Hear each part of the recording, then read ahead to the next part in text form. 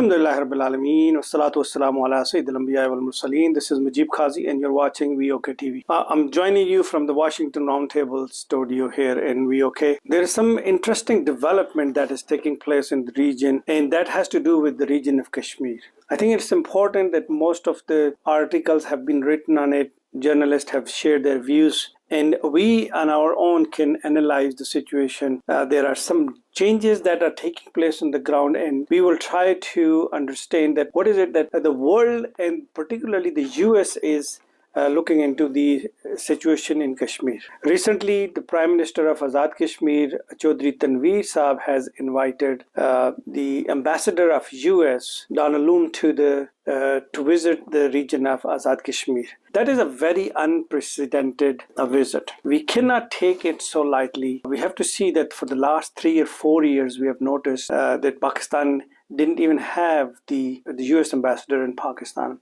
Now, while he is inside Pakistan, he chose to visit a troubled region, a disputed territory between India and Pakistan. And US has always maintained their policy. As a matter of their policy, they have always maintained their standing that they are going to stay outside of dispute between India and Pakistan unless until both parties come to the table and ask India and Pakistan both to request US to intervene, and they will be happy to help and resolve this issue between the two countries. One thing that I am troubled to understand when it comes to policy of the United States is that US is known in the world as a champion of democracy and human rights, and for the most part we have seen US playing its role. But we have noticed for the last 70 odd years, US has not stepped up to the plate and help people of Kashmir to get their issue resolved between the two countries, and giving the chance to the people of Kashmir who are the rightful owner of the land and rightful party to the table who can negotiate, talk, discuss with the world and have this issue resolved. It's a political issue. It has to be resolved. War is not a solution. India and Pakistan both have fought 3 wars over it. Both countries spent substantial amount of their budget on defense budget, and they have no threats outside of threatening to each other. That money can easily be diverted and used for the welfare of the people who are living below poverty.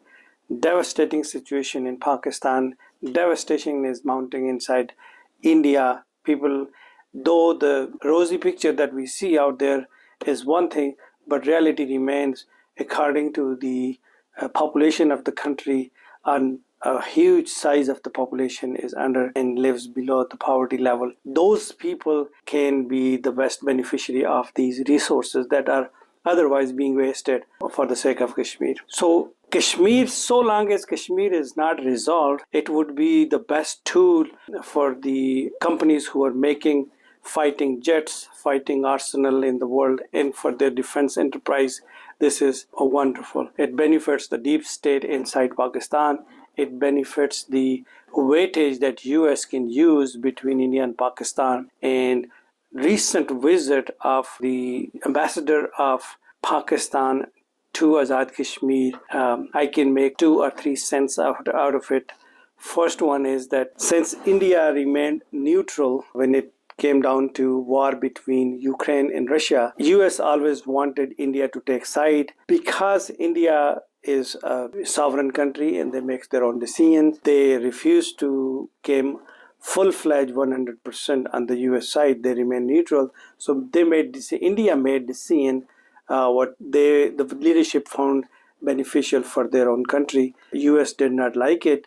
So obviously US had to show them some lesson for not siding with the US policy. My personal assumption is, and that's the opinion of many of the journalists on the ground, that part of the reason the US ambassador visited the region was to send a message to New Delhi that you can sit on it, you can revoked Article 370-35A publicly or otherwise. US has never accepted Kashmir as the union territory of India. So it remains an unresolved, unsolved, disputed issue around the world. One of the oldest, as President Clinton once noted, that Kashmir is one of the most dangerous and the oldest issue outstanding that needs to be resolved, and that remains true even after 75, 76 years. That was one thing.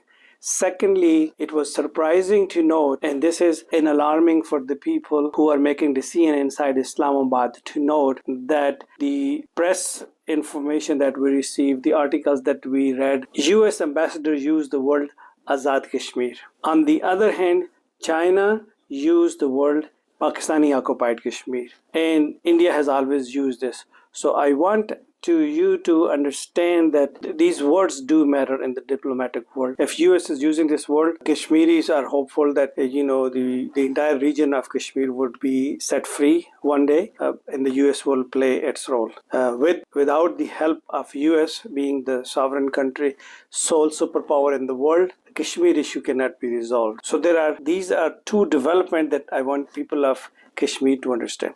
And the third one is that we have not seen a public condemnation from the power of the world about the custodial killing of Altaf Shah Sahab, who was murdered inside Tehar Jail. But the first one, then Altaf Sahab, the Gaur Sahab, these are the people who are being incarcerated inside Tehar Jail. One of the most notorious one, Maqbool Bhatt Shaheed, who was the symbolic figure for the people of Kashmir, for the independence of Kashmir. He was killed at night and was buried inside the Tehar jail. The dead body even today has not been handed over to the people of Kashmir. So these are some of the atrocities that are taking place on ground, and people in Kashmir and the diaspora around the world are in a state of condemnation. They are condemning the custodial killing of Muhammad Altaf Shah Sahab, who was killed last week inside Tehar jail. We are concerned and worried about other leaders inside Tehar jail. Shabir Shah Sahab is one, Shasin Malik is another one, and there are many other Kashmiri leaders who are either house arrest or in Tehar jail. Until next time, take good care of yourself. Assalamu alaikum wa rahmatullahi wa barakatuh.